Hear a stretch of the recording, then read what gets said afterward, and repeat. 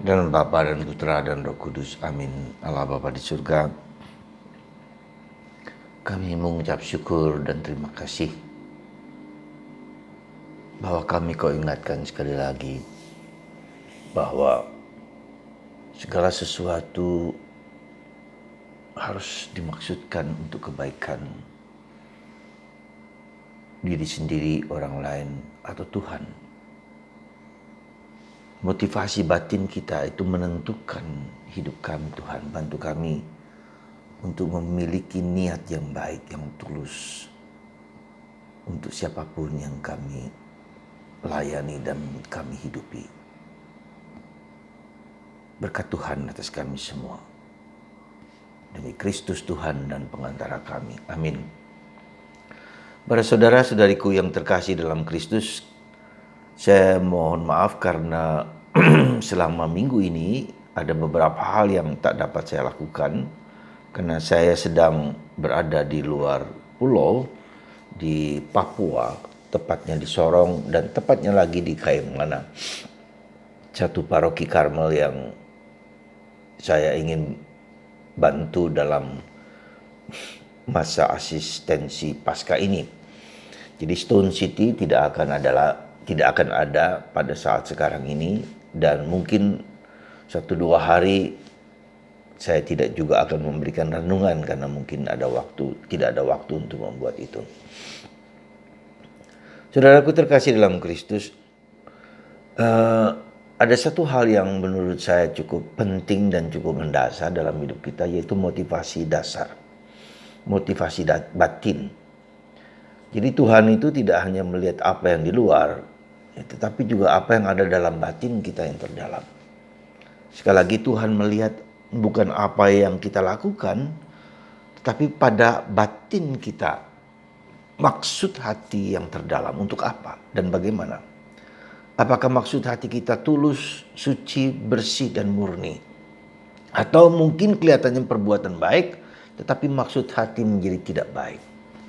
Nah, ini bisa kita lihat dalam perilaku dan tindakan dari Maria, saudari Marta dan Lazarus, yang memberikan minyak narwastu yang sangat-sangat mahal untuk mencuci kaki Yesus, untuk membersihkan kaki Yesus dan memberi wangi-wangian untuk kaki Yesus. Dan Yesus memuji Maria ini karena dia justru mempersiapkan hari kematian Yesus yang nantinya tanpa diminyaki dengan minyak wangi.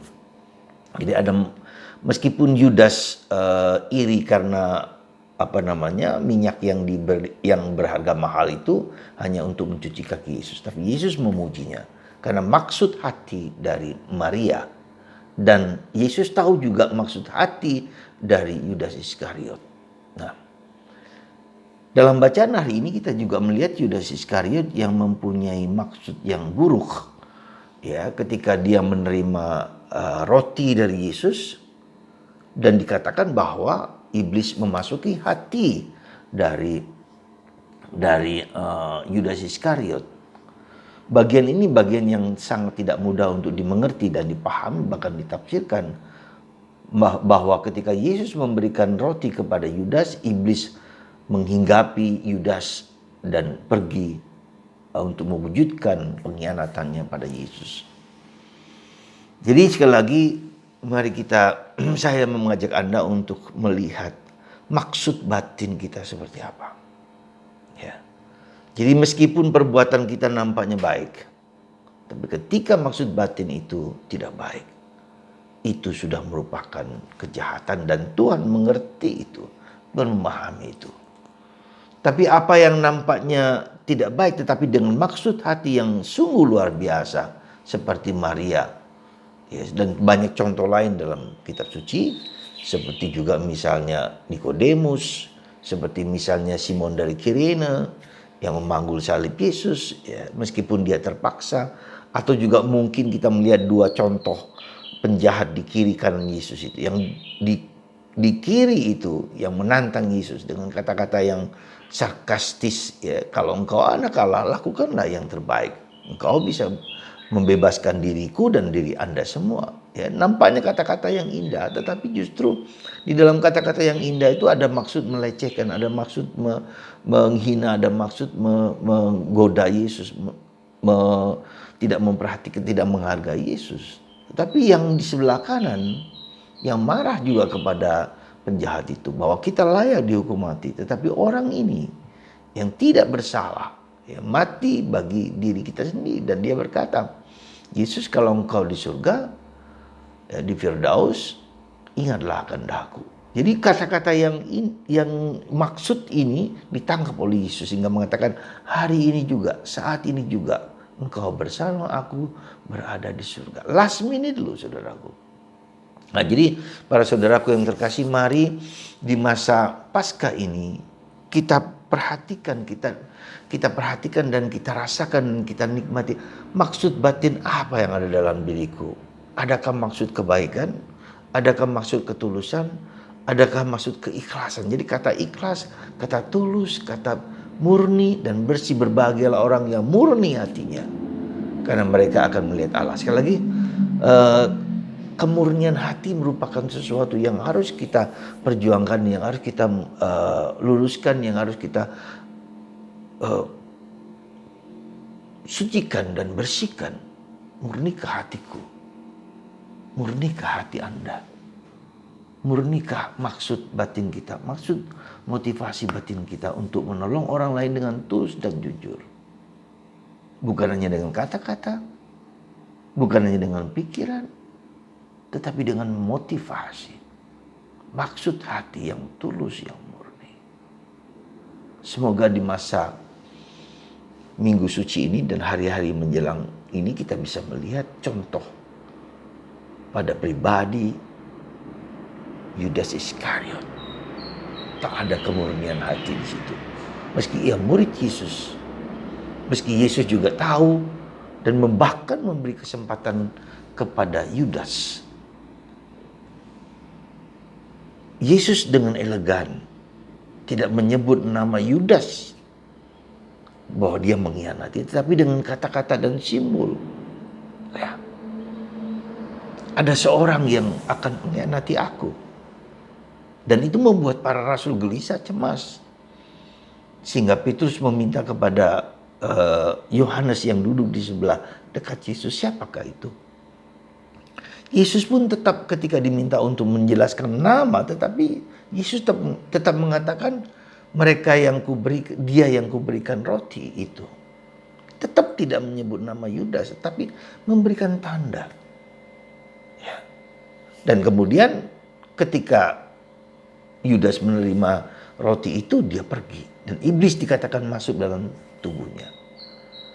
Ada sesuatu yang bagi saya sangat misterius dan sangat mengagumkan, bahwa Yesus tidak menyebut nama di muka umum. Meski Yesus tahu. Tapi bukan itu yang terpenting, bahwa Yesus memberi kesempatan kepada Yudas untuk memikirkan, untuk merenungkan di saat-saat yang kritis itu. Untuk merenungkannya. Ya. Memberi kesempatan Yudas untuk berbalik lagi kepada Tuhan.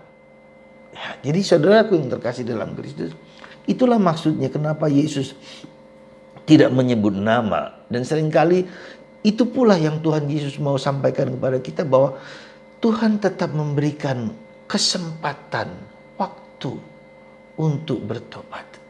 Dengan cara yang lembut, dengan cara yang halus. Ya, itulah misteri kehendak Tuhan, supaya kita diberi kesempatan untuk berbalik. Dan itu ditunjukkan oleh Yesus kepada Yudas. Bahkan Yesus mengatakan, lakukanlah apa yang menjadi rencanamu. Ya, itu pun merupakan suatu sindiran, suatu sentilan kepada Yudas untuk, sekali lagi, Tuhan tahu apa yang menjadi rencana Yudas. Tapi dia tidak ingin mempermalukan Yudas di muka umum. Karena tentu saja para rasul akan marah kepada Yudas kalau Yesus mengatakan siapa yang dimaksudkan. Mungkin dipukul, mungkin apalah dilakukan oleh para rasul kepada Yudas. Ya. Jadi saudaraku terkasih dalam Kristus, mari sekali lagi, ya, Tuhan memberi kesempatan kepada kita supaya kita jangan jatuh dalam dosa. Dan itu bukanlah yang gampang dan mudah untuk lebih masuk ke dalam batin kita yang terdalam. Ya, semoga Anda dan saya dan kita semua di saat-saat di mana kita digoda untuk mengkhianati Yesus, memiliki kepekaan dan ketajaman untuk tidak pernah mengkhianati Yesus apapun bentuknya. Dan kita tahu akhirnya Yudas menyesal dan bunuh diri. Apakah Yesus tidak memberikan tanda itu kepada Yudas? Pasti memberi. Pasti rahmat itu saat detik itu dalam spiritualitas Katolik. Tuhan bekerja pada detik-detik yang sulit itu untuk kembali kepada Yesus. Seperti Petrus yang juga mengkhianati Yesus. Pada akhirnya juga diberi kesempatan untuk bertobat dan mencintai Yesus. Dan ketiga harus dikatakan Tuhan memberikan memberi kebebasan batin kita, hidup rohani kita, suara hati kita. Ya. Tuhan memberikan kebebasan kita untuk memilih Tuhan atau lepas dari Tuhan. Dan tanggung jawab diberikan kepada kita. Semoga pilihan mengikuti Yesus seberat apapun tetap menguatkan kita untuk tunduk, untuk menyerah kepada Yesus. Tuhan memberkati kita dan hari-hari ini kita diajar untuk melihat perilaku Yudas yang mengkhianati Yesus.